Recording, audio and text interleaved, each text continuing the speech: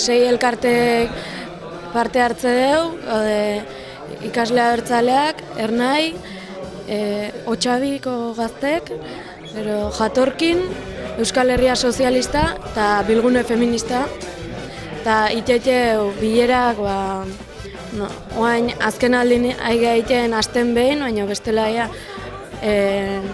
aste gehan abendu aldea hola, aste geha bi astez behin edo 3 astez behin bilerak iten, pixkat antolatzen juteko, eta oain azkeneko egunetan, azkeneko hilabetetan astero biltzegea egitarau bat adena ondo pres jartzeko.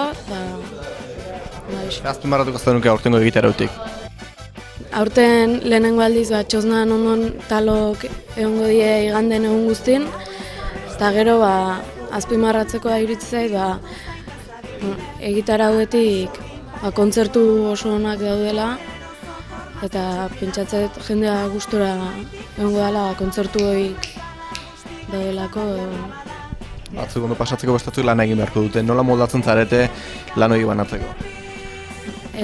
Turnok banatzeiteu, eragile bakoitzen artean, aurten 40 pertsona edola, eragile bakoitzek jarri behar ditu. Eta, azkene jende asko da, baina egun baten lana egiteagatik gustua egotegea, azkenen bertako giroa oso ona izatea lako. Zer ematen dute txostenak edo txostenagunak inauteriari?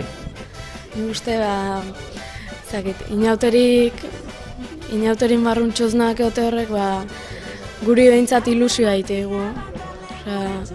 Bai, bertan kontzertuk egoteilako, egunen zehar de, udaberrin dantza saioa de ongo da, eta azkenen beste gune bada inauterin barrun da ona ondo pasatzeko.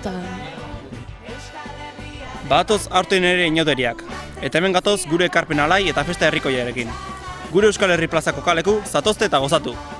Zumo eta kaina artean zuzeneko musikaz gozatzeko aukera paregabea.